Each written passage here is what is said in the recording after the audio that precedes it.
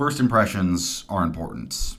They are easily what can make or break any person, place, or thing that wants a job, friends, or long-standing fame. This can also apply to a product that was created to entertain millions. If it comes out bad, then it kind of crashes and burns, and even if it does end up fixing itself in the long run, there's no mistaking the first impression it was given made it come across like a game that was made for the sole purpose of a cash grab. And honestly, that's kind of the game we're talking about now, as it had one hell of a bad first impression. I'm of course talking about Final Fantasy 15. Funny thing is, I actually wasn't really planning on making a 15 review video for at least a while. But then, something happened. It started to get talked about again, mainly as a way for people to hate on 16, again. And I made a joke or two at 15's expense, certainly. But after about a week of this Twitter war going on, I started to ask myself something. Was the first impression 15 gave off really as bad as I remembered it to be? Did it truly deserve to be remembered as one of the most disliked Final Fantasies? Or was this just another case of me remembering something wrong? Well, with this video, how about we dive into the title to find out? I'm Crimson Rosso, and today I ask the question, did Final Fantasy 15 deserve its long-running hatred? Let's figure out in this review. Alrighty everybody, let's get into this game's pros, shall we? What exactly did Final Fantasy 15 end up doing right? Well, for one, the graphics of Final Fantasy 15 are absolutely insane. And when I say insane, I definitely mean it, cause they fucking cooked with how good this game looks. I remember when I played this for the first time and being just absolutely blown away by just how good everything looked throughout the entire game. From the character models having an impressive amount of polish and detail to them, the monster designs all had this solid mixture of gross and cool that fit incredibly well in both the day and nighttime sections of the game. Cities and dungeons, and especially cutscenes, all felt incredibly in-depth and realistic due to their design and character work. Of course, they all pale in comparison to just how beautiful the food looks, of course. Everything from the full course meals to even something as simple as a piece of fucking toast looks like it was prepared by a 5-star chef. It may seem like I'm overly dick-sucking the graphics, and okay, yeah, it's true, I kind of am. But I also just want to hammer home just how absolutely gorgeous this entire game was. But even if I could go on and on about this, things like the car or the trees or the sea or blah, blah, blah, blah, blah, blah, I got other things I need to talk about. For one, the story and its characters. Now, I didn't really remember much of the cast during the first ever time I had played 15, so I think I might have just ended up considering them pretty mediocre. And ooh boy, my past self must have been playing this game blindfolded, because these motherfuckers are one of my favorite casts just ever. I fell in love with each and every one of these completely lovable dumbasses. They're all just such fun and charming individuals that come together to make one of the best brotherly bonds I think I've ever seen in a JRPG, each with an easily recognizable personality. Gladios is the smart-mouthed oldest sibling that can come across as pretty rough around the edges, but he genuinely cares about everyone he's traveling with and wants to protect all of them. He also, I think, has the single best dynamic with Noctis, being his older brother figure that calls him out and pushes him to grow up. He's never overly an asshole to the point where you think he's an awful person, but more just he's got this rough side to him that wants everyone to grow and be happy. He makes their back and forths feel just genuinely real. But on the other side, you end up having Prompto, who kind of played the role of the youngest sibling and Noctis' best friend in the group. I loved the more fun and innocent energy he brought to the team. He was always smiling, joking, and making everyone else happy. He was always the one who just brought a nice bit of levity to the characters in their stories. But even if he was the happy-go-lucky one, that didn't mean he was just the joke machine of the group. As when push came to shove, Prompto could deliver some pretty emotional and heartwarming moments. Like in the early game where he sits down and has a chat with Noctis about how they met and became friends. Or in the late game when his past is revealed in a pretty jaw-dropping scene. It's handled with a strong nuance that makes you genuinely feel for him and see that while he's kind of a doofy goofball, there's someone who's been genuinely hurt under there. And you can tell how much he cares about everyone in the group, and how much he's worried that his secret's going to tear them away from him. Also, after certain battles, he'll sing the OG battle victory theme to celebrate. And come on, who can't fall in love with that?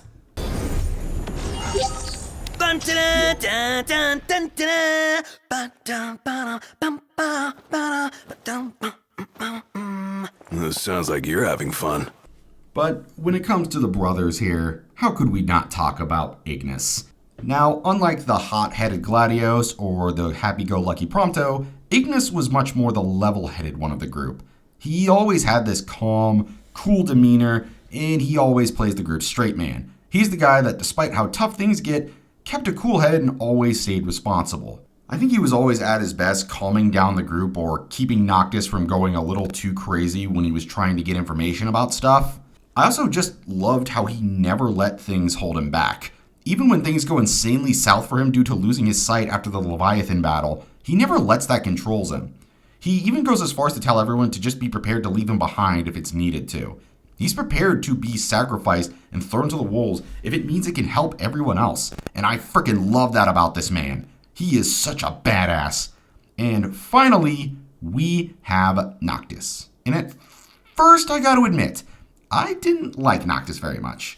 I assumed he was just going to be some spoiled, selfish prince who realized how good he had it too late. Sounds cold, I know, but first impressions didn't give me a lot to work with outside of, lazy, entitled, snarky brat. But as the story goes on, I was shocked at how attached I got to his character. And it's due to just how good a job they did at humanizing his struggles.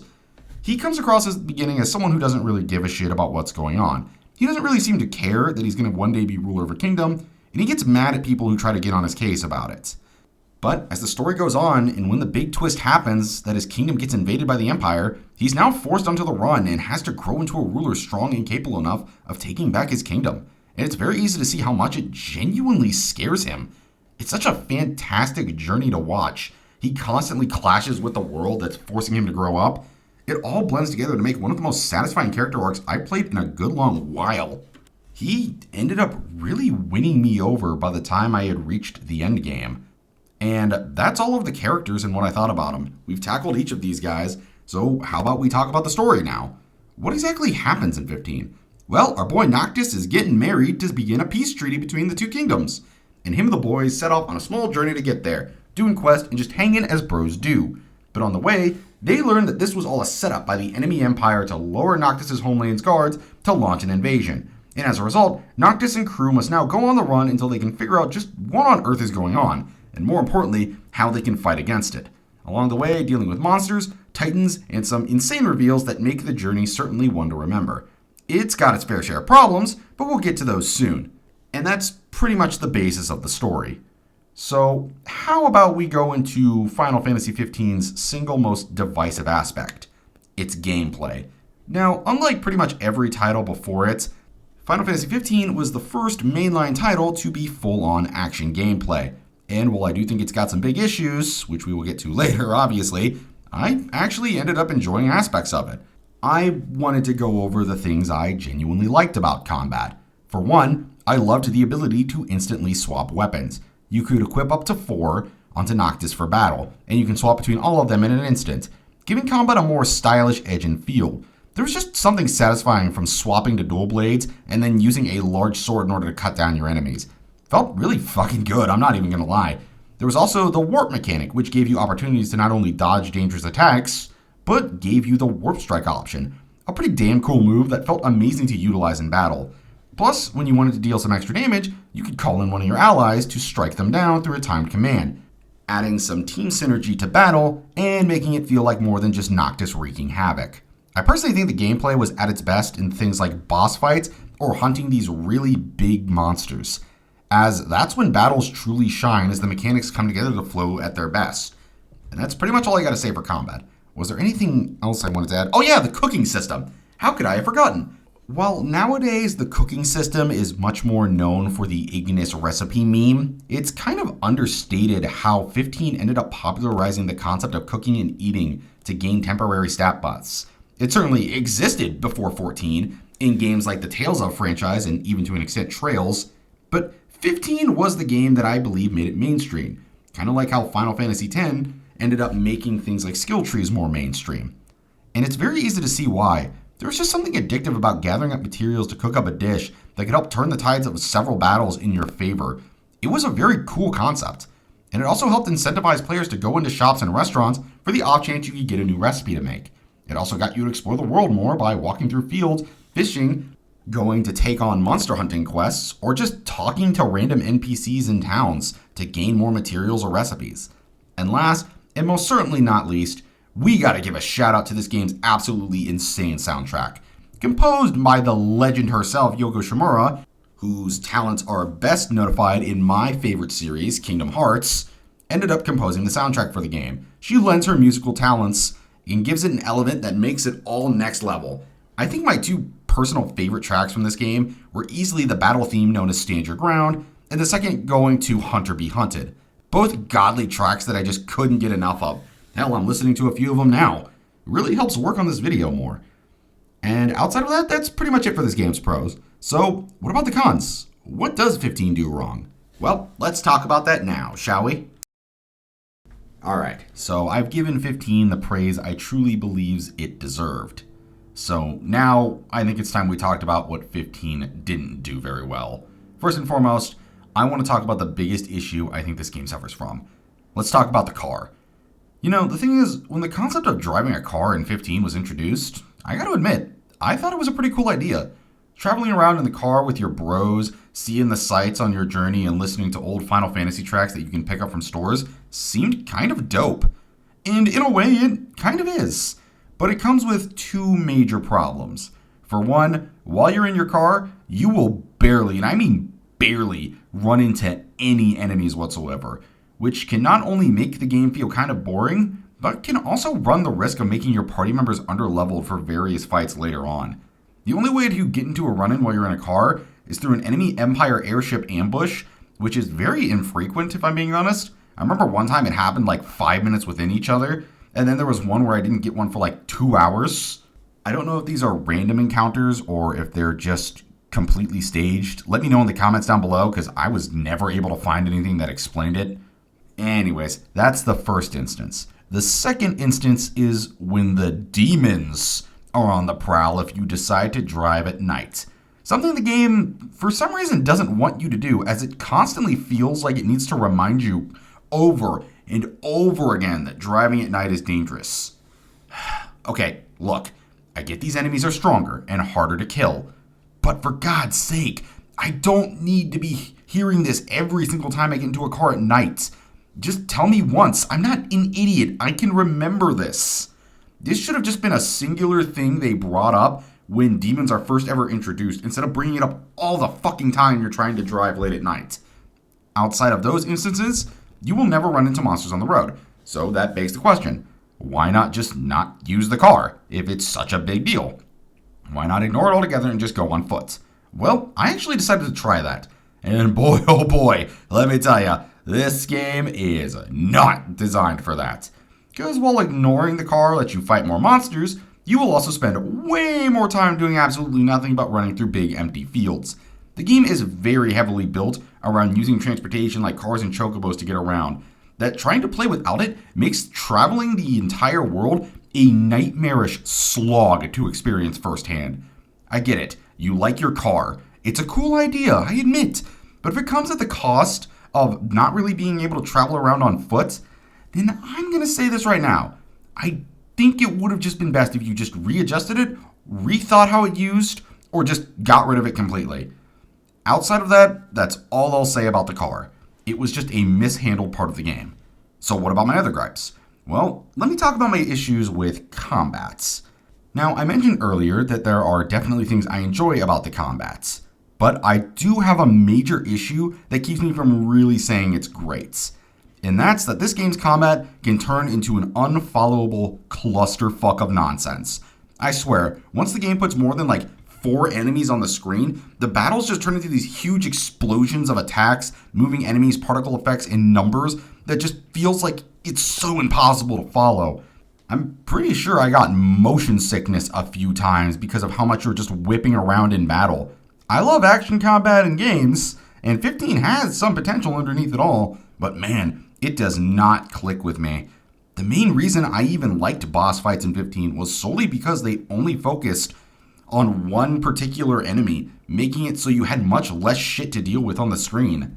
This is a game where I truly believe that combat is better when there are fewer enemies to deal with. And outside of that, I don't have much else to complain about outside of the minor magic gathering thing. But I mostly just ignore that in favor of physical attacks. Other than this, no issues with combat.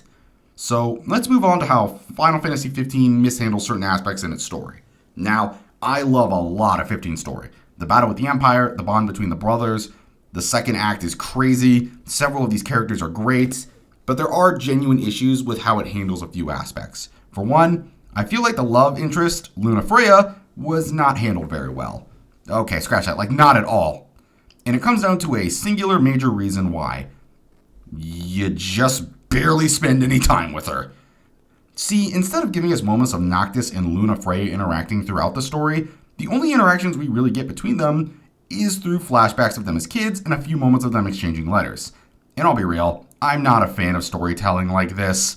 It's so hard for me to genuinely grow to care about a character and their bonds with someone else when I barely get to interact with them.